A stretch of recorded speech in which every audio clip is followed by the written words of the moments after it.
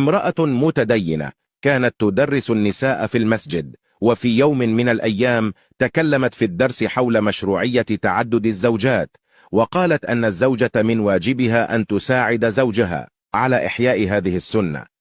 عندما انتهى الدرس جاءت إليها امرأة وعانقتها، وقالت المرأة للمدرسة: والله لم أكن أعرف أنك متفتحة هكذا، فأنا متزوجة من زوجك منذ 4 سنين، ولم نستطع إخبارك لأننا خفنا من ردة فعلك، لكن المدرسة أغمي عليها من شدة الخلع، وتم أخذها للمستشفى، وذهبت معها ضرتها. عندما أفاقت المدرسة قالت لها المرأة: أنا لا أعرف زوجك، ولم أره ولا مرة في حياتي، لكن المرة القادمة قومي بدروس حول الصلاة والصوم والزكاة، واخطيك من الأمور لما تقدريش عليهم.